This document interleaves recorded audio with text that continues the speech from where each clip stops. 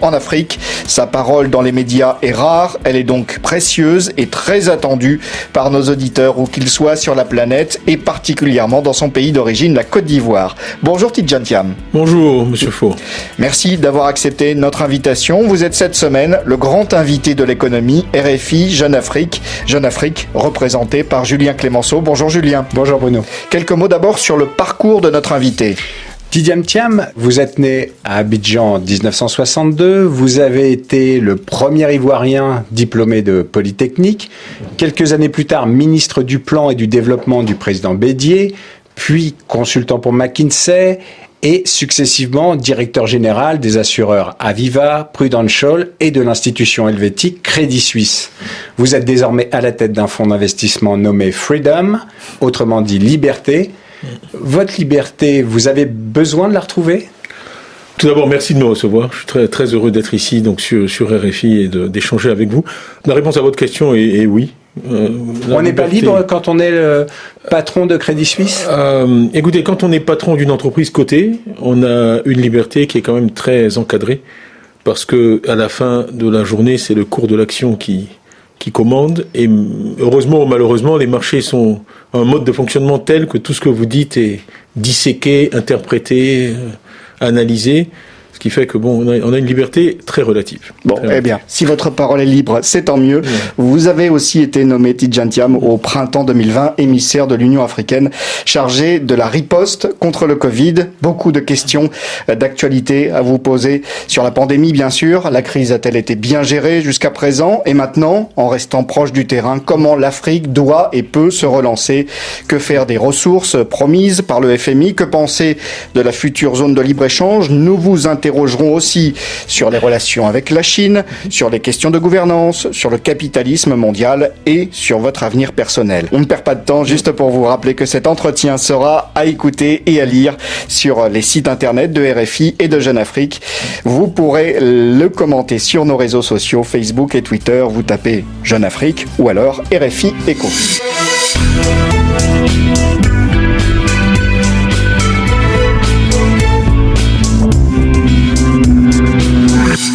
Première question, Tidjane Thiam, tristement d'actualité. Le variant Omicron est désormais en Afrique de l'Ouest. Est-ce que ça vous inquiète en tant que citoyen du monde et en tant qu'émissaire de l'Union africaine ? Oui, ça m'inquiète. Écoutez, cette affaire du Covid a été une tragédie, depuis le début, une tragédie sur le plan humain pour tout le monde sur la planète, mais aussi particulièrement pour l'Afrique parce qu'elle est intervenue à un moment où l'Afrique allait bien. C'est venu vraiment à la fin d'une période de 10 ans de progrès continu, où on voyait vraiment l'Afrique commencer à émerger avec un PIB en forte croissance, et c'est venu au premier trimestre de 2020 casser cette dynamique dans un contexte où nos pays ont relativement peu de moyens pour combattre les impacts de la pandémie. On a vu tous les pays développés faire fi de l'orthodoxie financière et développer des déficits sans précédent pour faire face à la crise, et l'Afrique n'a pas malheureusement pu recourir aux mêmes instruments. D'un point de vue sanitaire, pas de panique, a dit ce jeudi le directeur du Centre de contrôle et de prévention des maladies Absolument. De l'Union africaine. Absolument. Écoutez, on travaille étroitement avec lui depuis le début de cette affaire, et je peux dire le CDC a fait un travail. Et vous dites aux Africains pas de panique ? Écoutez, moi je crois que c'est un peu une attitude que j'ai dans la vie en général. Je crois que la panique n'a jamais rien arrangé, quel que soit le défi auquel on est confronté. Donc je dirais c'est un conseil qui a de la valeur de toute façon. Donc ne pas paniquer, mais c'est vrai que d'abord on sait très peu de choses sur le variant à ce stade. La première priorité, c'est de le comprendre. Vous avez vu les déclarations de Moderna, de Pfizer, etc. C'est de comprendre. On pense qu'il est plus transmissible. Il est peut-être moins létal. On ne sait pas. Et donc il faut le comprendre. Il faut comprendre l'impact sur les vaccins existants. Il faut comprendre, est-ce qu'il faut développer un nouveau vaccin? Et puis, il y a de toute façon cette question de la vaccination en général qui vraiment, moi, me chagrine, parce que depuis le début, on a souligné l'importance de la vaccination. On a bien vu son impact positif dans les pays développés. Et le fait qu'on n'arrive pas à développer la vaccination, particulièrement en Afrique, est une double tragédie, parce que, un, ça coûte des vies, et deux, ça permet à des variants d'apparaître. Moi et mes autres envahisseurs, il y a longtemps qu'on dit qu'il y aura d'autres variants, et Omicron ne sera pas le dernier. ce qui est une menace de toutes les façons pour tout le monde. Donc il faut espérer que cette alerte va réveiller un peu les consciences. Est-ce que vous êtes optimiste sur la production de vaccins sur le continent ? C'est le point que j'allais aborder directement après ça. C'est donc oui. Je pense que le fait que BioNTech soit impliqué directement, donc la personne qui a découvert le vaccin, moi j'ai participé à quelques réunions, il y a une vraie volonté de développer une capacité de production du vaccin qui est en fait la seule vraie réponse, parce qu'il est illusoire de penser qu'il va y avoir une générosité sur les vaccins. Le fonctionnement de l'économie mondiale, le fonctionnement des systèmes politiques ne le permet pas. Je suis désolé d'avoir l'air cynique, mais aucun chef d'État ne sera pardonné par sa population s'il y a des morts chez lui parce qu'il a laissé partir les vaccins ailleurs. Le président chinois a promis 1 milliard de doses ? Oui, mais ils ont vacciné leur population. Donc il est en position de le faire. C'est une très bonne chose. Mais je dis que donc, en plus des dons et des transferts, la seule manière de vraiment contrôler son destin dans cette affaire, ça va être d'avoir une capacité de production autonome. Pas seulement en Afrique du Sud, pour l'instant c'est là que c'est lancé. Mais... il y a des discussions sur le Sénégal aussi, le Rwanda est impliqué dans ces discussions, tout ça est en discussion. En fait, c'est un sujet assez complexe, parce que la production du vaccin est elle-même un processus technologique très très sophistiqué. À quelle échéance on peut espérer la production de ce vaccin sur le continent ? Écoutez, c'est pas à moi de le dire, je suis pas compétent dans ce domaine. Ce que j'entends, c'est que peut-être un an et demi, c'est possible. Mais je ne suis pas. Il faudra poser la question à d'autres. Mais je trouve fantastique. Honnêtement, il y a plusieurs choses. Un, je trouve que le fait que ce vaccin, le vaccin mRNA, a été trouvé par 2 enfants d'immigrés turcs en Allemagne, je trouve que c'est une belle histoire. Il m'est arrivé parfois de dire qu'on devrait peut-être, réserver le vaccin à des gens qui ont peut-être une approche ouverte par rapport à, en tout cas en priorité, par rapport à une certaine immigration, parce que l'humanité entière profite du fait que ce docteur et son épouse soient en Allemagne. Ils ont fait quelque chose d'extraordinaire pour toute l'humanité, ça c'est un. Et 2, ils ont vraiment une volonté, parce qu'au lieu de prendre les milliards de dollars qu'ils ont gagnés et d'en profiter, à titre personnel, ils ont vraiment une volonté de faire quelque chose pour l'Afrique. Et ça, c'est assez remarquable, je tiens à le souligner. Donc, dans tout ce pessimisme, il y a quelques lueurs d'espoir, en tout cas des raisons d'espérer. Après l'annonce de la découverte du variant en Afrique du Sud, beaucoup de pays ont suspendu leur vol avec l'Afrique australe.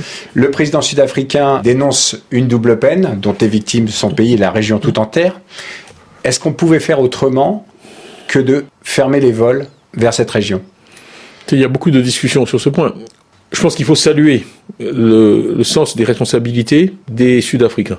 Vous voulez dire la transparence ? Bien sûr. Le fait qu'ils aient identifié le variant et qu'ils l'aient fait savoir, c'est quelque chose de remarquable.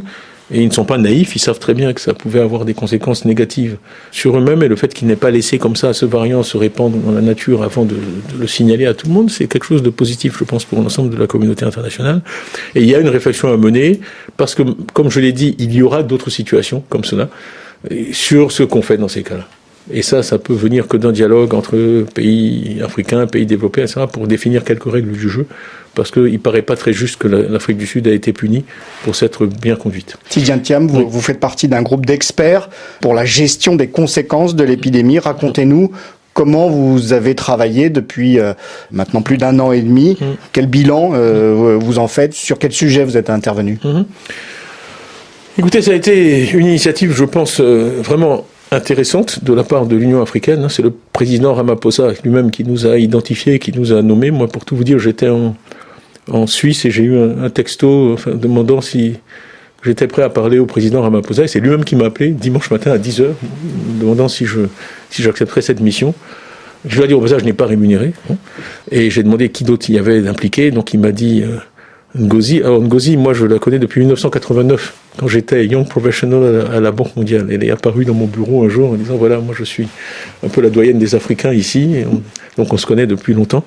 Donald Kaberuka, c'est pareil, je l'ai connu quand il était ministre des Finances au Rwanda. Strive Masiwia, je le connais aussi depuis plus de 20 ans. Donc ce qui était intéressant, c'est qu'ils ont rassemblé, je pense, des gens qui se connaissent bien, qui travaillent bien ensemble. Donc au départ, on a fait des appels quotidiens, au minimum. Et on avait aussi des réunions quasiment hebdomadaires avec les principaux leaders de l'Union africaine. On a tout de suite identifié quelques priorités. À l'époque, il n'y avait pas de vaccin. Donc la question, c'était les PPE, obtenir des équipements de protection pour les soignants en particulier, en priorité. Et puis ensuite, trouver ce qu'on appelait de l'espace fiscal pour les gouvernements, pour qu'ils puissent intervenir. Donc, trouver des moyens, c'est ça ? Oui, trouver des financements, parce que, en fait, le choc économique initial était très lourd, les exportations se sont arrêtées. Beaucoup d'économies africaines sont complètement dépendantes des exportations. Les rémittances, je ne sais pas comment on dit en français, les transferts des émigrés. Les transferts des émigrés qui sont dans certains pays jusqu'à 18% du PIB se sont arrêtés. Ont été réduits. Non, mais surtout, parce que malheureusement, beaucoup d'Africains émigrés ne sont pas dans des professions très qualifiées et ils ont été frappés de façon disproportionnée par la première vague de chômage. Donc il y avait une accumulation de problèmes, un choc fiscal énorme, récession immédiate pour les économies. Et dans ces moments-là, donc, il faut que l'État puisse intervenir. Donc, la première chose qu'on a poussée, c'est cette idée de DSSI, de suspension des paiements à court terme, parce que de toute façon, un certain nombre de pays développés l'avaient fait. La Chine a suspendu les paiements sur les crédits hypothécaires très rapidement pour donner un peu aux gens de l'oxygène sur leur trésorerie. Donc on a obtenu ça, ça a demandé beaucoup de travail. Et on avait aussi un dialogue permanent avec Kristalina au FMI, que je connaissais aussi, la Banque mondiale, Malpass, puis les ministres des Finances africains qu'on réunissait à peu près toutes les semaines. Donc enfin, tout ça s'est mis en place, on a avancé.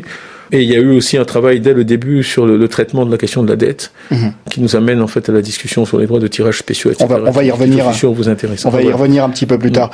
On va se rendre dans un instant en Côte d'Ivoire. D'un mot d'abord, très rapidement. Que pensez-vous de la manière dont les pays africains, les États ont géré la pandémie jusqu'à présent?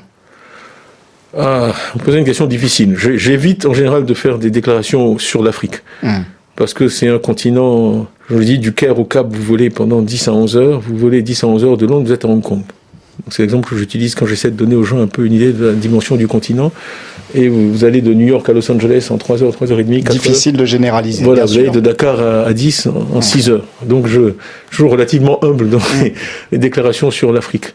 Je pense que dans l'ensemble, il y a une vraie prise de conscience. Je pense que les chefs d'État ont fait preuve de leadership. En tout cas, ça a été mon expérience. Ces appels avec les chefs d'État, ils étaient toujours très bien informés, ils étaient toujours présents, ils étaient engagés personnellement. Bon, après, on travaille dans des environnements qui sont... Comment dire ça? Moi, j'ai travaillé un peu dans les deux. Et je dis parfois que le job le plus difficile que j'ai eu dans ma vie, c'était en Côte d'Ivoire. C'était pas d'être patron de Prudential ou de Crédit Suisse. Parce que quand j'étais patron de Prudential, si j'appuyais sur un bouton, je savais ce qui allait se passer. On sait tous, quand on a travaillé en Afrique, que les choses sont un peu moins prévisibles. Donc je pense qu'il faut faire preuve d'humilité. Je crois que l'Afrique a fait ce qu'elle pouvait. Il y a eu des confinements très durs. Les populations ont souffert. On fait preuve de beaucoup d'abnégation, de discipline, dans des conditions difficiles. Mais bon, c'est une affaire... disons un vrai défi pour le continent. Mais j'aimerais aussi qu'on parle un peu des raisons d'espérer. Alors on va d'abord... l'Afrique, et il y en a. Avant les raisons d'espérer, on va d'abord entendre le ressenti des Africains. On va aller sur le marché de Cocody. Que je connais bien. Dans votre pays d'origine, la Côte d'Ivoire. Je suis allé 1000 fois. La crise sanitaire y a laissé des traces, comme en témoigne ce reportage pour Écho d'ici, Écho d'ailleurs, de François Hume Ferkatadji. Chapeau sur la tête, le chef de la communauté Dan de Cocody attend son transport en commun. Il revient pour RFI sur les conséquences de la pandémie. Ça agit ici tout le monde, même les petits commerces. Tout était bloqué. Moi, je suis technicien bâtiment. À cause de Covid, même les travaux des bâtiments, tout était même arrêté. Donc, personnellement, j'ai fait au moins plus de 6 mois. Moi, je ne travaillais même plus. La mairie lui a toutefois versé une indemnisation de 75 000 francs. Relais d'opinion, il a également tenu à se faire vacciner, une démarche encore minoritaire dans un pays où seulement 4,5% de la population est vaccinée. Et même si on dit à 3e dose aujourd'hui, pour pouvoir sauver la population, j'irai faire pour moi. Et ma famille aussi, on fait pour eux. La majorité des habitants de ce quartier, interrogés, déclarent cependant ne pas avoir reçu d'aide de l'État. Certains se sentent même victimes d'une grande machination. Selon ce réparateur de téléphone, le Covid n'existe pas. Les Ivoiriens, chez nous en Côte d'Ivoire, ici, on sait que le Covid c'est un mythe. Actuellement, c'est le buzz. On nous fait fermer les magasins, on nous fait fermer nos activités, on ne travaille pas. On a besoin d'argent. Bon, on est là, on est dans la fin. Déjà même que le pays est pauvre. Et puis encore, on ne travaille pas. Mais là, c'est la mort qui arrive. Dans les allées du marché, tout le monde est d'accord pour affirmer que les prix des denrées alimentaires notamment ont explosé. Devant un étal de légumes et de poissons séchés, une acheteuse confie ses difficultés quotidiennes. Très compliqué. Parce que tout a augmenté. Tout a augmenté, le lait, le sucre, même la viande. Écoutant ce témoignage, les badauds sont nombreux à réagir hors micro. Pour eux, les difficultés préexistaient. La pandémie n'a fait que les aggraver. François Ferkatadji, Abidjan, RFI. Tidjane Thiam, le coût de la vie, la défiance contre les autorités, la méfiance vis-à-vis des vaccins, il y a beaucoup de travail. C'est le moins qu'on puisse dire. Je pense que le constat qui est fait à la fin du reportage est exact. Bon, prenons les uns après les autres. La méfiance, je pense que c'est pas une exclusivité africaine. On a vu partout dans le monde que le discours des dirigeants et des élites est fortement remis en question. Donc il y a un gros travail à faire d'explication, ça c'est sûr. Le fait qu'il y avait des difficultés préexistantes, oui, absolument. Et mon commentaire, je dis juste quand même, j'ai beaucoup de compatriotes, je suis sûr, qui vont écouter cette interview. J'ai toujours évité de... Peut-être il y a un côté gaulien chez moi, mais de parler de mon pays de l'étranger. Je pense que c'est pas très correct. Donc prenez mes commentaires comme des commentaires sur la situation africaine en général. Je ne destine pas, en tant qu'Ivoirien, mes commentaires à la Côte d'Ivoire depuis Paris. Donc il y avait des difficultés antérieures dans beaucoup de pays africains qui ont été exacerbées par le Covid. Donc oui, il y a du travail. Mais en même temps, écoutez, moi ma vision de l'économie, ça a toujours été un peu la même. Je crois que ce qui compte, c'est contrairement d'ailleurs à des vues très répandues en Afrique. Si je voulais être provocateur, on dit souvent, oui, ce pays est riche parce qu'il a beaucoup de matières premières. Pour moi, un pays riche, c'est un pays qui a du capital intellectuel. La compétition économique mondiale est une compétition pour le capital intellectuel. Tout le reste, c'est secondaire. Des matières premières dans votre sous-sol dont vous ne maîtrisez pas la technologie qui est nécessaire pour les extraire, n'ont absolument aucune valeur. Donc le premier secteur dans lequel investir, c'est celui de l'éducation. Voilà. Moi, ma pauvre mère disait toujours... Investir dans ta tête, c'est la seule chose qui ira partout avec toi. Et si jamais on vous sépare, plus rien n'aura vraiment d'importance. Parce qu'elle avait un sens de l'humour extraordinaire. Donc, les biens, on peut vous les prendre, les maisons, les voitures, les bijoux. Ce qu'il y a sous votre crâne, ça vous appartient, vous l'emportez partout avec vous. Donc vraiment, regardez les premières économies du monde par la taille. C'est quoi? C'est les USA, la Chine, le Japon, l'Allemagne, les quatre plus grosses. Vous ne pouvez pas imaginer de sociétés organisées de façon plus différente. Sociologie, système politique. Donc, jamais je ne dirais qu'il y a une recette pour le succès. En revanche, il y a des points communs entre ceux qui réussissent. Je n'ai jamais vu un pays réussir économiquement en négligeant d'investir dans l'éducation ou en sous-investissant dans l'éducation. Moi, je suis allé en Chine pour la première fois en 1984. J'ai parié sur le succès de la Chine toute ma carrière, avec succès, parce qu'on a fait le tour des universités chinoises et j'avais été absolument époustouflé par la qualité de l'éducation des ressources intellectuelles que le régime communiste chinois depuis 1949 a fait passer un pays pauvre où les gens étaient illettrés à un pays que je retrouve en 1984 où il y avait une qualité. Je me souviens, on était allé au département de français de l'université de Pékin à Tsinghua. Ils connaissaient mieux la littérature française que nous, élèves de Polytechnique. Donc, quand vous notez ça, vous marquez un temps d'arrêt et vous réfléchissez, vous dites « Ouh là là, qu'est-ce qui se passe ?» Est-ce que les pays africains ont les moyens d'investir dans cette éducation, sachant qu'en plus, il y a un accroissement naturel très fort qui gomme une partie de leurs efforts? Absolument. Mais on ne peut jamais trop investir dans l'éducation. C'est pas simplement une question de moyens, c'est d'abord une question de volonté. Il y a beaucoup de moyens pour faire beaucoup d'autres choses. C'est une question de volonté.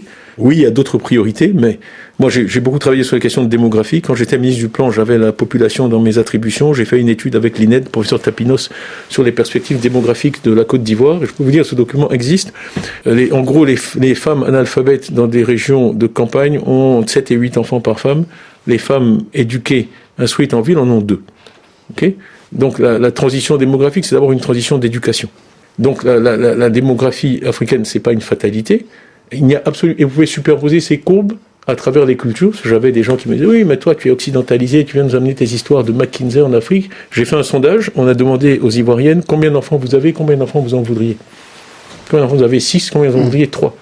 C'est pas moi qui leur mettais ces idées dans la tête. Il n'y a pas une mère sur cette terre qui veut pas que ses enfants réussissent. Il n'y a pas une mère qui souhaite que ses enfants meurent de maladies infantiles.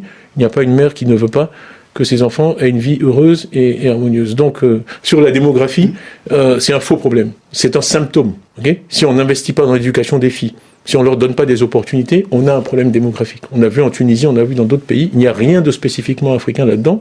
Vous observerez d'ailleurs que la Chine, après 1949, s'est beaucoup focalisée sur cette question et a maîtrisé sa démographie. Donc, de manière assez autoritaire. J'ai dit, vous avez des systèmes, les États-Unis et la Chine, c'est des systèmes diamétralement opposés. Bon, moi je ne me permets pas de juger ce que d'autres cultures font. Chaque système doit trouver ses moyens et ses modes d'organisation pour... Moi je dis toujours, l'économie mondiale est simple. Moi j'aime bien le marché, parce que le marché il est à peu près juste. Il vous dit, voilà, vous pouvez fabriquer une chaise, il faut qu'elle coûte $5 ou moins.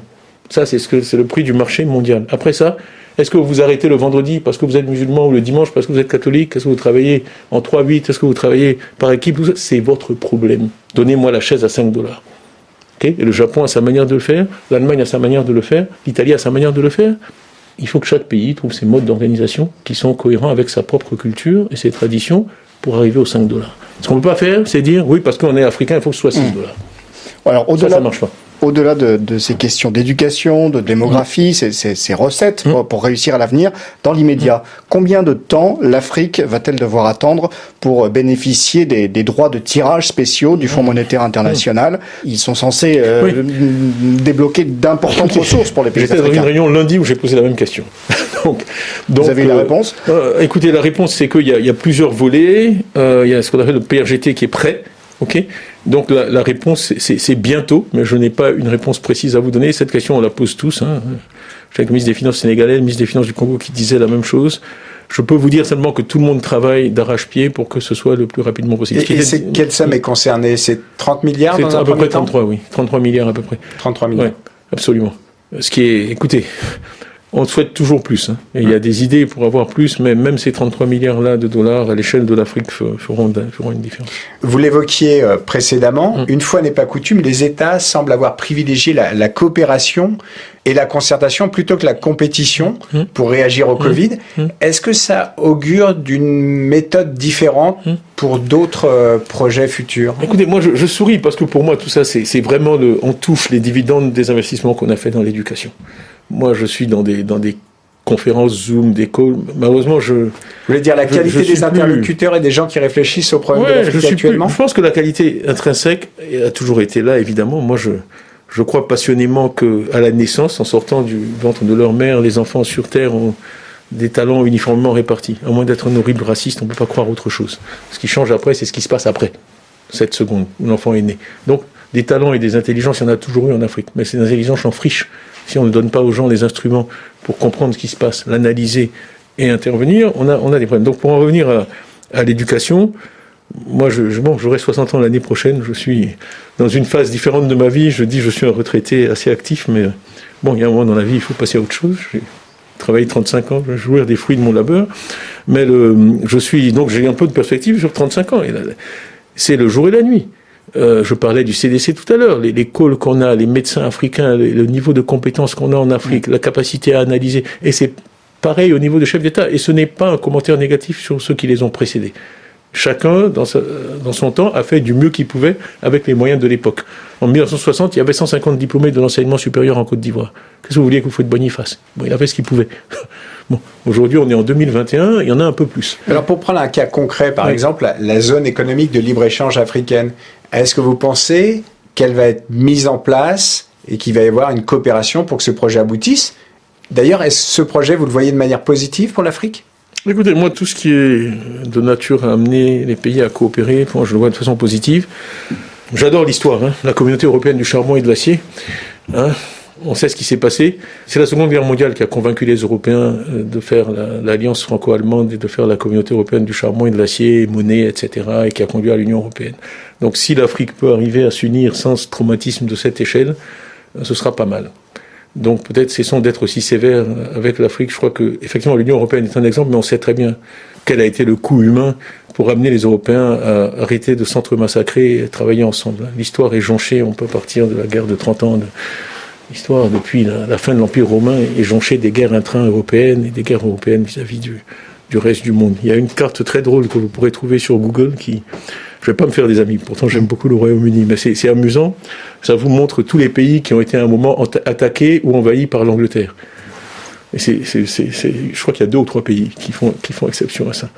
Donc l'Afrique n'a pas eu ce genre d'empreinte sur le monde, et nous essayons de travailler ensemble, et voilà. Vous avez de l'espoir, vous êtes optimiste? Absolument. Le climat des affaires, on sait qu'il n'est tout de même pas excellent dans de nombreux pays africains. Il y a beaucoup à faire. On va rester en Côte d'Ivoire avec le témoignage d'un chef d'entreprise qui travaille dans l'exploitation pétrolière, le docteur Moussa Elias Farakan, qui préside également la Confédération patronale unique des PME de Côte d'Ivoire. Il faut que l'État fasse confiance aux PME. Elle fait plus confiance à des investisseurs étrangers pour leur dire venez investir, comme s'il n'y avait rien ici. Il y a des acteurs qui travaillent, qui se battent chaque jour au quotidien pour faire vivre leur famille, pour régler les problèmes de chômage, pour faire tourner les industries. Donc il faut leur faire confiance. On devait pouvoir former des PME ivoiriennes capables, au moins qu'on puisse aller faire des affaires correctement dans d'autres pays. Il faut créer des infrastructures où ils peuvent produire à grande échelle. Il faut qu'ils puissent se connecter avec l'industrie pharmaceutique pour ceux qui travaillent dans le beurre de karité. Aujourd'hui, on peut travailler, voir avec des constructeurs automobiles en Afrique du Sud. Voilà notre vision. À partir de ce moment, il y a une dynamique économique, commerciale. Donc, beaucoup de choses sont possibles. Propos recueillis à Abidjan par Alexis Bédu du service économie de RFI. Julien Clémenceau. Les PME ont-elles la place qu'elles méritent dans les politiques économiques ? On a toujours la sensation que les décideurs publics accordent finalement plus d'importance aux grands projets d'infrastructure qu'aux PME. Je hoche la tête, je suis un fanatique des PME. Moi, je crois beaucoup en l'entreprise. J'ai été parmi les personnes qui ont préparé le sommet là, de 18 mai avec les chefs d'État africains et j'ai fait venir Shola Akinlade parce que je voulais qu'un entrepreneur africain qui a créé une PME leur parle et ils l'ont écouté. Ça a été vraiment une bonne interaction. Et aussi une dame du Bénin, excusez-moi, son nom échappe. Et vraiment, mon discours, c'est que moi, j'ai été patron de très grandes entreprises internationales. Je dis toujours aux dirigeants, pas seulement africains, dans tous les pays, parce qu'il y a d'autres pays qui m'écoutent aussi, et je leur dis, voilà, la première question qu'on pose, quand vous êtes patron d'une entreprise comme ça pour aller investir quelque part, c'est comment se porte le tissu d'entreprise locale. Je leur dis, c'est comme si vous visitiez une planète étrangère, science-fiction, vous avez un scaphandre, vous allez regarder, est-ce que la vie se développe sur cette planète avant d'enlever votre casque ? C'est exactement la même chose. Et s'il n'y a pas de vie économique locale, vous n'irez pas. Donc je l'ai dit, et c'est un message qui, je pense, est entendu, la priorité numéro 1 des gouvernements, c'est de s'occuper de leurs entreprises domestiques. Il n'y a pas une seule grande entreprise dans ce monde qui n'a pas été une PME au jour. Je peux multiplier les exemples de Bill Gates et Microsoft, de Allen Zhang et WeChat en Chine. Enfin, ça commence toujours à 2 ou à 3. Monsieur Renault et ses frères, ils ont commencé à Boulogne dans un atelier. Donc, je dis aux pays qui veulent de grandes entreprises, occupez-vous de vos petites entreprises, choyez-les, et de tout ça sortira un jour. On a besoin de ça en Afrique. Ce qui fait l'influence des États-Unis, c'est Microsoft, c'est Amazon, c'est Netflix. C'est pas le gouvernement américain. Et toutes ces nations qui ont réussi, comme M. Suzuki, M. Yamaha, vous connaissez leurs noms. Ils ont créé des entreprises de taille mondiale à partir de rien du tout. Il n'y a absolument aucune raison pour que la même chose ne se passe pas en Afrique. Donc vraiment, j'applaudis des deux mains le discours de ce monsieur. Je pense qu'il a exactement raison. Et c'est la seule voie vers l'avenir. Je parlais récemment, il y a un groupe thaïlandais, SCP, ils sont le premier producteur de porc dans le monde. Ils ont commencé 2 frères en 1921, ils sont en train de fêter leur 100e anniversaire. Ils étaient dans un petit village en Thaïlande où ils vendaient des semences aux paysans du village. Ils ont 360 000 employés, 63 milliards de dollars de chiffre d'affaires aujourd'hui. Sur la question des PME, vous seriez sévère avec les chefs d'État africains, tout pays confondu. Ils ne font pas assez ? Non, pour moi, c'est pas une question de sévérité. Je pense que vraiment, ce message-là, quand j'en ai discuté avec de nombreux chefs d'État, ils sont d'accord. Je pense qu'il y a vraiment un consensus qui se développe. Moi, je retrouve ça de plus en plus maintenant dans les discours des dirigeants africains. Moi, j'aime beaucoup le foot, tout le monde sait ça. Vous pouvez pas gagner le championnat si vous pouvez pas gagner à domicile. Quand je suis allé chez Crédit Suisse, j'ai dit, il faut qu'on devienne la première banque en Suisse. Ça s'appelle Crédit Suisse. Personne ne nous fera confiance si on ne peut pas gagner en Suisse. Et on a gagné en Suisse. On a été désigné avant que je parte meilleure banque de Suisse. On a passé UBS en Suisse. Donc, c'est une logique que j'applique à tous les domaines. Si on veut réussir à l'international, il faut d'abord prouver que là où on est le plus avantagé, c'est-à-dire chez soi, on est capable de gagner. Soutenez les petites entreprises. C'est le message de Tidjane Thiam, qui est le grand invité de l'économie RFI Jeune Afrique. Je l'interroge avec Julien Clémenceau. Encore beaucoup de sujets à aborder, à commencer par la relation Chine-Afrique. Écho d'ici, écho d'ailleurs, sur RFI. La coopération entre la Chine et l'Afrique est une coopération dynamique, voulue et acceptée par l'ensemble de nos États et partagée aussi par nos peuples respectifs. Quelques mots de la chef de la diplomatie sénégalaise, Aïssata Tall Sall, pour clore il y a quelques jours à Dakar le FOCAC, le Forum Chine-Afrique. Tidjane Thiam, est-ce que la réalité est aussi belle ? Est-ce que les dirigeants et les peuples n'ont pas évolué dans la perception de la relation avec la Chine en réalisant que Pékin n'est peut-être pas la solution à tous les problèmes ? Écoutez, la désillusion vis-à-vis de la Chine, ça existe ou pas ? Non, je voyais que j'hésite à répondre, parce que c'est une question complexe. 15 000 milliards de dollars de PIB pour la Chine, 15 000 pour l'Union européenne. Donc en gros, la Chine est de la taille de l'Union européenne 29 900 pour les États-Unis, donc 2 fois. Ça met un peu les choses en perspective. Quoi qu'on fasse, la Chine est un acteur absolument incontournable dans l'économie mondiale. La Chine, qui est aussi très stratégique, a décidé de cibler l'Afrique. Vous savez, les échanges sont passés de quasiment 0 en 2000 à 200 milliards de dollars et quelques aujourd'hui. Premier partenaire commercial de l'Afrique. On dit d'ailleurs, ça dépend comment on mesure, mais on dit d'ailleurs que l'Inde est le 2e. Donc l'Asie est déjà de très loin premier partenaire commercial maintenant de l'Afrique. Donc à la limite, la question de est-ce qu'il faut qu'on traite, elle a déjà été tranchée. Donc la question, c'est vraiment les modalités, c'est le comment. Oui, comment est-ce que ça se fait? On voit aussi que les promesses qui étaient très importantes lors du FOCAC de 2018 avec 60 milliards de promesses au départ, là on est sur 10 milliards. Il y a aussi un contexte et puis il y a eu des exécutions qui ont été difficiles parce que cet argent, ces 60 milliards, ils n'ont pas été décaissés. Écoutez, tout le monde apprend, même les Chinois. Je crois que les puissances occidentales ont beaucoup appris en Afrique. Vous voulez qu'on fasse le catalogue des politiques mal orientées, des échecs de la coopération bilatérale ou multilatérale en Afrique? On n'aura pas assez de cette émission. Donc c'est facile de pointer du doigt la Chine aujourd'hui. La Chine est dans un processus d'apprentissage. Évidemment, personne n'arrive en sachant tout. Moi, ce que j'observe chez eux, c'est qu'ils sont flexibles. D'abord, l'accord qu'on a trouvé sur la dette, on ne l'aurait pas obtenu sans la Chine. Tout a été débloqué en août 2020. Moi, je sais, j'étais impliqué au G20. Tout dépendait de la Chine. Okay, et ils ont accepté, ce qui était un geste politique, financier et diplomatique majeur. Bon, et depuis, ça a permis, ça va doucement, mais il y a le Tchad qui est engagé là-dedans, il y a l'Éthiopie qui arrive, etc. Bon, l'Angola va venir, on est en train d'avancer sur ce sujet. La Chine s'est engagée de façon très très positive. Je crois que le point de fond, c'est que la volonté de la Chine d'être un acteur important en Afrique est une orientation de long terme de la politique chinoise. Ce que j'admire, moi, dans la manière dont les Chinois gèrent leurs affaires, c'est qu'ils disent toujours ce qu'ils vont faire et ils font ce qu'ils disent. Toujours, toutes les promesses sont tenues? Personne. Toujours et tout, et ce sont des mots dangereux. Parce que, comme m'a dit quelqu'un en rigolant l'autre jour, il m'a dit même l'unanimité, ça n'existe pas, même Dieu n'y est pas arrivé, il y a encore des athées. Donc, tout c'est dangereux. Quand les gens m'interrogent sur la Chine, je dis, mais lisez ce qu'ils ont dit au 38e congrès, vous lisez, prenez à peine le temps de vous asseoir, de lire ce qu'ils disent, et leur diagnostic en général est sans complaisance. Ils disent, par exemple, le système de santé en Chine n'est pas assez bon. Okay, les gens épargnent trop, parce que c'est une épargne de précaution, parce que les hôpitaux sont très mauvais. Il faut donc améliorer l'accès aux hôpitaux, il faut améliorer ce que font les hôpitaux. Voici les 10 mesures qu'on va prendre, et puis voici le plan, et puis voici comment on va faire.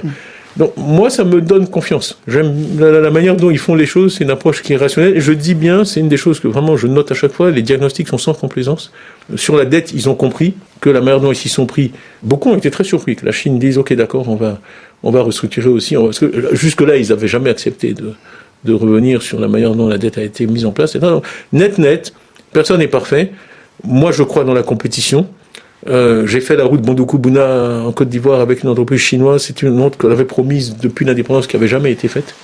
On avait les taux de scolarisation des filles les plus bas en Côte d'Ivoire. On n'arrivait jamais à maintenir le personnel. Quand vous envoyez des instituteurs ou des infirmières dans un endroit, il faut qu'ils puissent vivre là-bas. Et en moyenne, les gens restaient 3 mois, 4 mois et retournaient à Abidjan. De toute façon, la route était trop difficile. Donc ça a été un élément majeur de développement du Nord-Est. Donc avoir des choix dans le financement, les sources de financement des projets, ça ne peut être que bon pour les pays africains. Donc l'arrivée de la Chine sur la scène a été net positif pour les pays africains. Vous avez commencé à aborder la question de la dette des pays africains. Julien Clemenceau. Beaucoup d'observateurs du continent utilisent le niveau d'endettement des pays comme un indicateur de bonne santé de leurs économies. Quand ils dépassent à certains niveaux, 60, 70%, 80% du PIB, alors ces économies seraient malades. Et vous partagez cette analyse ? Moi, je pense qu'il y a beaucoup trop de focalisation sur la dette et pas assez sur la croissance. La dette, c'est ni bon ni mauvais, tout dépend de ce qu'on en fait. La dette pour consommer, c'est mauvais. La dette pour investir, c'est bon. C'est vraiment... Il y a beaucoup de choses à dire sur ce sujet. Il y a d'abord un sujet de mobilisation des ressources internes. Une des choses que je discute actuellement, c'est quelque chose que le Mexique a fait, on n'a pas parlé de digital jusqu'ici, que le Brésil a fait. Oui, vraiment... La technologie nous donne les moyens de faire des choses qui étaient complètement inenvisageables. Okay, au Mexique, ils ont ce qu'on appelle le e-invoicing et ils ont digitalisé leurs taxes. Chaque mois, il y a 8 milliards de factures qui sont saisies dans une base de données gérée par le gouvernement. Le point, c'est que quand vous prenez un Uber, il a une app et il peut vous faire une facture qui ira sur votre téléphone quand vous descendez de l'Uber. Okay, donc toutes les factures de toutes les transactions sont entreposées et ça boucle. Ça a réduit la fraude fiscale au Mexique de 60%. Donc je dis au ministre des Finances, vous avez un moyen d'augmenter les revenus de l'État sans augmenter les impôts. Oui. Bon, il y a beaucoup de choses que la technologie aujourd'hui permet de faire. Le Bénin est en train de mettre en place ce système. Le Maroc regarde, l'Afrique du Sud regarde, et d'autres pays en Afrique.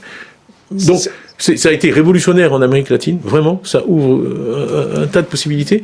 Donc, il y a vraiment un effort à faire sur les ressources internes. Il y a un deuxième sujet qui, moi, me tient à cœur, parce que je l'ai fait en Asie, qui est juste d'utiliser la démographie de façon positive. Okay, en mettant en place des systèmes de retraite adaptés. C'est ce que je faisais chez Prudential.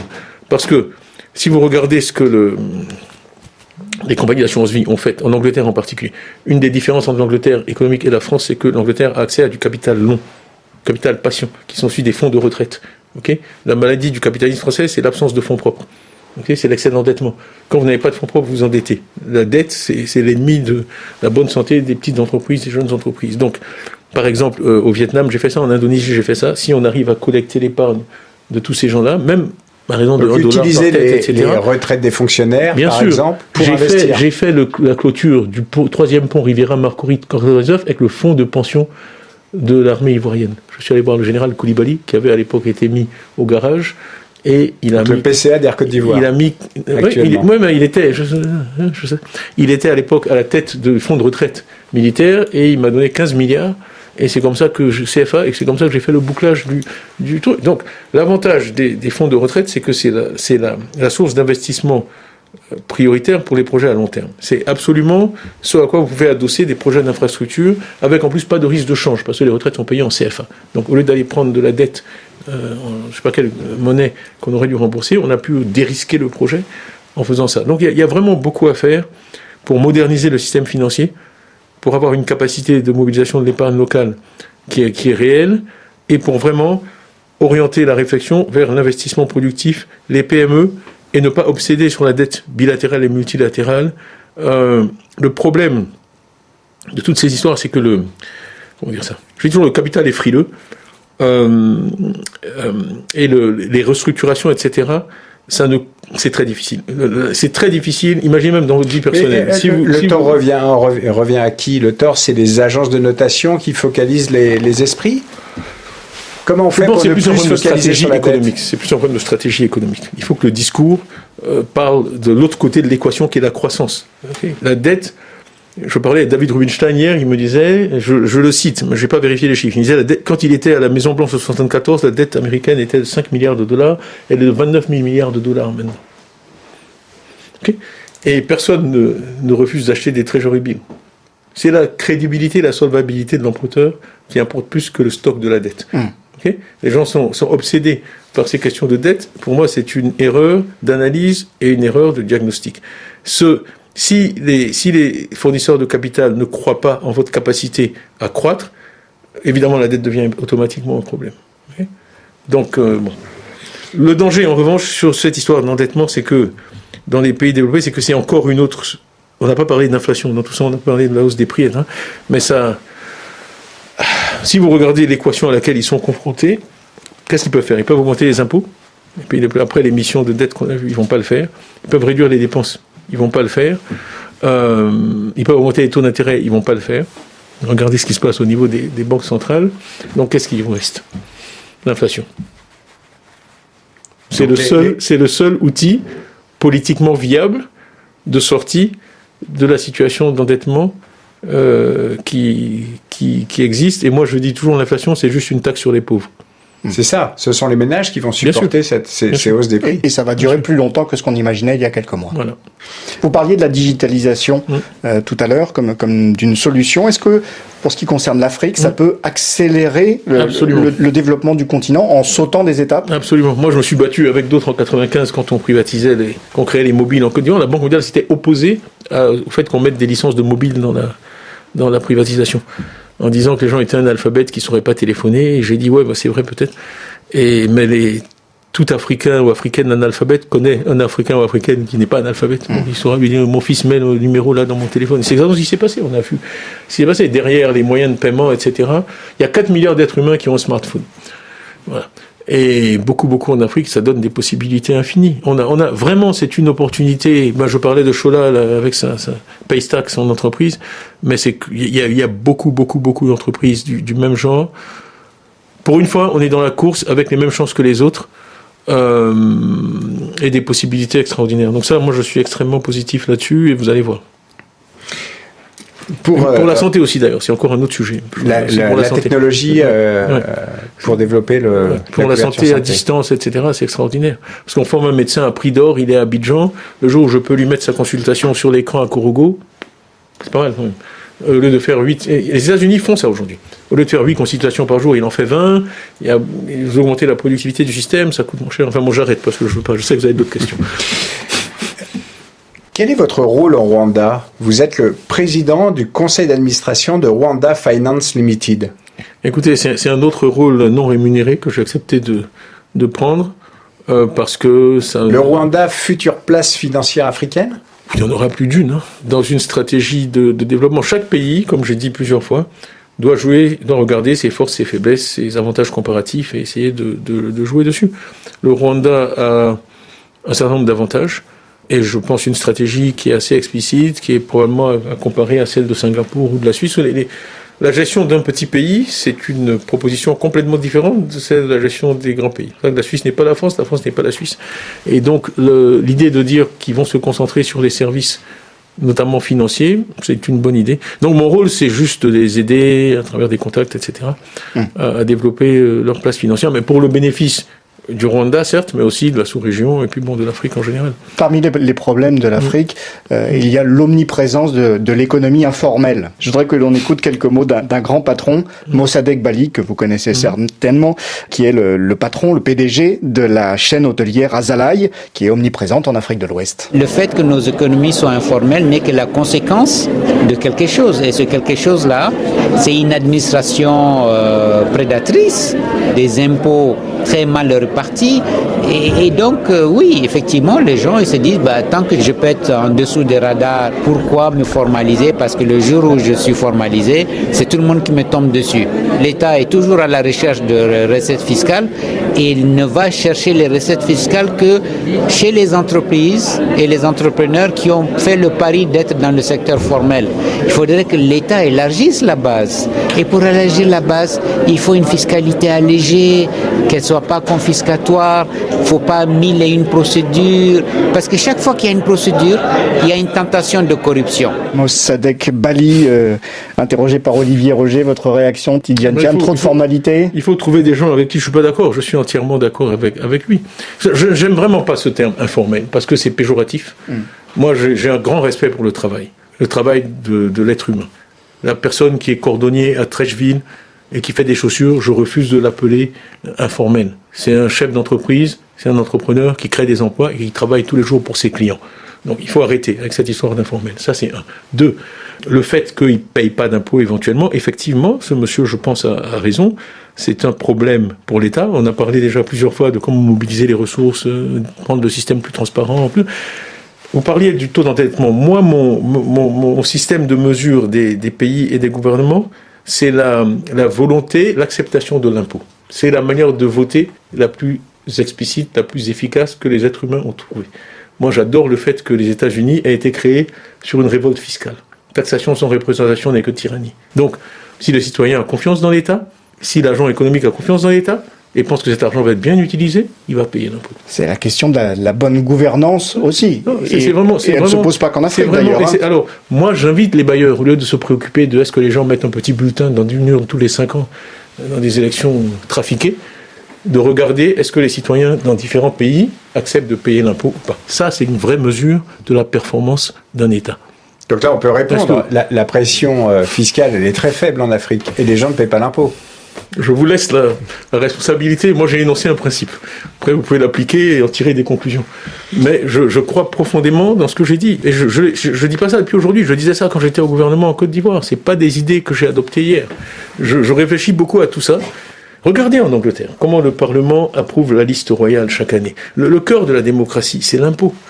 La fonction la plus noble que le Parlement a, c'est de prélever l'impôt et de décider de comment cet impôt va être utilisé dans une société. Donc vous êtes favorable aux impôts? Non, je suis pas favorable aux impôts. Je suis favorable à ce que les États utilisent bien les impôts, mais bien sûr qu'il y en ait le minimum. Je ne prône pas du tout, et je suis d'accord avec ce monsieur, il faut élargir l'assiette, mais se comporter de telle manière en tant qu'État que les gens soient contents. Si les gens se disent, mon fils ou ma fille va dans une école publique qui est pas loin de chez moi, il marche sur une route qui est pas loin de chez moi, grâce à mes impôts, il a un professeur qui est payé par mes impôts, et tout ça marche bien, et il va bien réussir dans la vie, mais ils vont payer l'impôt. Moi, je ne crois pas que les gens sont malfaisants ou mal orientés. En général, leur comportement, c'est la conséquence de leur évaluation de l'environnement dans lequel ils se trouvent. Fin 99, vous êtes en Côte d'Ivoire, vous êtes ministre, et le coup d'État du général Gueye vous contraint à quitter votre pays. Ça reste pour vous une profonde blessure.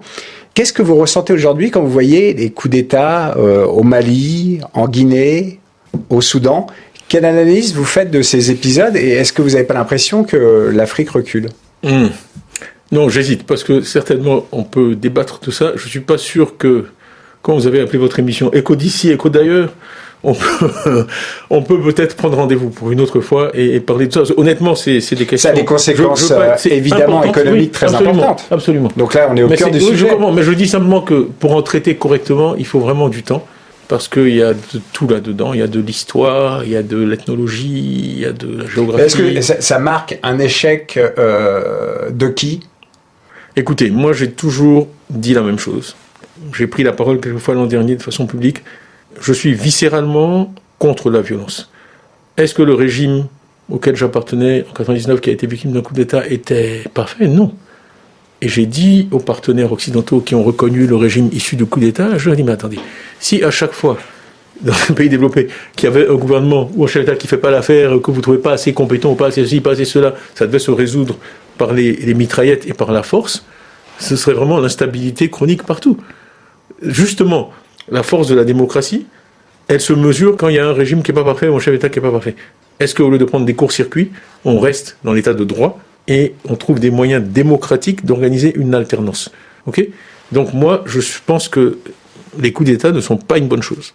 Malheureusement, il y a des circonstances extrêmes qui font qu'ils se reproduisent. Je pense que souvent, ça conduit à des reculs. À long terme, ça peut paraître à court terme une bonne chose, mais d'envoyer le signal que la manière dans une société de résoudre les conflits, les tensions, c'est d'utiliser les armes, c'est quelque chose qui, moi, ne correspond pas à mes principes et à mes valeurs. Et une des raisons pour lesquelles je me suis retiré de la politique en Côte d'Ivoire, c'est que je voyais arriver des acteurs qui considèrent que la violence est un moyen d'action politique légitime. C'est pas mon cas. Donc la démocratie peut convenir à l'Afrique comme elle convient à certains pays en Europe ou ailleurs. Absolument. Absolument. Mais l'idée que les Africains, je sais pas moi, ils ont un gène antidémocratique dans leur matériel génétique, enfin c'est insultant, c'est juste inadmissible. Mais il faut effectivement extirper la violence. On a beaucoup parlé de la Côte d'Ivoire avant, on disait c'est la patrie du dialogue. Moi j'y crois. Je n'ai jamais refusé de parler à qui que ce soit, je suis toujours prêt au dialogue, mais ça demande de la force. La solution facile, c'est toujours de recourir à la violence et de tuer des innocents. L'année dernière, le président français, Emmanuel Macron, vous a sondé pour entrer au gouvernement français en tant que ministre de l'économie. Pourquoi est-ce que vous avez refusé? Non, je sais pas, je peux pas dire ça. Moi, de toute façon, la seule chose que j'ai dite sur tout ça, c'est que je ne commenterai jamais des entretiens ou des échanges qui peuvent avoir eu lieu entre le président de la République française et moi-même, et j'ai été élevé dans cette tradition et je m'y confirme. Mon père a servi le président Houphouët pendant 47 jusqu'à fin 2009, ça fait beaucoup, ça fait 50 ans. Il n'a jamais écrit une seule ligne et il m'a dit qu'il a pas d'ambition en France. Est-ce que faire de la politique en France, c'est quelque chose qui ne vous intéresse pas? Non, écoutez, je suis venu ici pour vraiment parler de l'économie africaine. Je vous ai dit, je suis un retraité très actif. Mais vous avez parlé de liberté aussi. Oui, mais je suis très occupé. Je suis très content de ce que je fais. Je fais des choses qui me plaisent, qui m'intéressent, qui, je pense, auront un impact positif, que ça aille du sport à la jeunesse, à l'éducation. Il y a quand même, on est obligé de vous poser la question de l'échéance de 2025 en Côte d'Ivoire. En Côte d'Ivoire. Vous êtes attendu, vous avez des supporters, vous leur parlez via les réseaux sociaux. Est-ce que l'élection présidentielle de 2025 en Côte d'Ivoire vous intéresse? Le président Ouattara, a priori, ne se représentera pas. Écoutez, moi je suis très attaché à la Côte d'Ivoire. Je suis vraiment en contact, comme vous l'avez souligné, quotidien. Avant de venir ici, j'écoutais des messages que m'ont envoyés des gens en Côte d'Ivoire. Je suis en contact avec des gens dans toutes les couches de la société, dans toutes les zones de la Côte d'Ivoire. Je serai toujours attaché. J'ai toujours fait tout ce que je pouvais pendant ma carrière pour aider mon pays natal, comme vous avez dit. Je continuerai. Très attaché à ce qui touche aux Ivoiriens. Les seules circonstances dans lesquelles j'ai pris la parole l'an dernier, c'est quand j'ai eu le sentiment qu'il y aurait des vies humaines, des pertes de vies humaines. C'est la seule chose qui m'a fait sortir de mon silence. Et ça, c'est un combat que je n'abandonnerai jamais. Je ne tolère pas la violence, je n'aime pas la violence. C'est moralement condamnable et en plus, ça ne marche pas. Donc vraiment, il n'y a pas d'excuse. Voilà, ça, c'est mon combat. Le reste, je fais ce que je peux dans ma sphère de compétences, qui est l'économie, les affaires, etc., pour faire avancer les choses. Certains disent que vous allez prochainement rentrer en Côte d'Ivoire pour y jouer un rôle politique majeur. J'ai compris la question la première fois et je vais répondre. Tout ça. C'est vous qui avez peur de patience. Non, je plaisante. Non, écoutez, reposez-moi la question en 2025. Donc c'est pas un non. Reposez-moi la question en 2025. Est-ce que la politique française en Afrique vous paraît être la bonne? On voit qu'il y a une défiance importante, la présence militaire française au Sahel pose des questions. La France a aussi une présence économique avec de nombreux groupes actifs en Afrique depuis, on va dire depuis toujours. Qu'est-ce que vous pensez de la politique africaine de la France? Non, moi je resterai au niveau des principes. Je crois que ce que j'ai dit sur l'Afrique est clair. L'Afrique a des capacités intellectuelles, humaines, réelles. Ce qu'il faut faire quand on veut traiter avec l'Afrique, c'est écouter les Africains. Il faut écouter les Africains et voir comment on peut les aider à atteindre les objectifs qui se sont eux-mêmes fixés. Je dirais la même chose à la Chine ou à la France ou aux États-Unis ou à n'importe quel acteur qui souhaite jouer un rôle en Afrique. Mais c'est vrai aussi pour un acteur qui veut jouer un rôle aux États-Unis. Moi, je suis un détracteur des théories de la spécificité africaine. Toute mon expérience des affaires, de la vie, montre que les Africains, ils sont comme les autres. Quand je disais on va mettre un péage à Abidjan et que les gens me riaient au nez, les Africains vont jamais payer un péage. Moi, je disais toujours, ah bon, et pourquoi? Le pont va faire gagner 13 km sur chaque voyage. On paye aussi l'essence, et on comprend même combien ça coûte. Et donc, créer des économies pour les Africains, ça... Bien souvent, derrière ces objections, il y avait que des préjugés et du racisme. Donc, ils ne pouvaient pas dire parce qu'ils sont africains. C'était en fait la réponse qu'il y avait dans leur tête. Donc, j'ai toujours été très têtu là-dessus. Et bon, le pont, il existe aujourd'hui et les Africains payent le péage. Donc, les espèces d'explications pseudo-culturelles qui conduisent à l'immobilisme, c'est pas mon truc. Écoutons les Africains. Merci, voilà. Tidjane Thiam. Merci de m'avoir écouté. Merci infiniment d'être venu dans les studios de RFI pour cette émission qui est à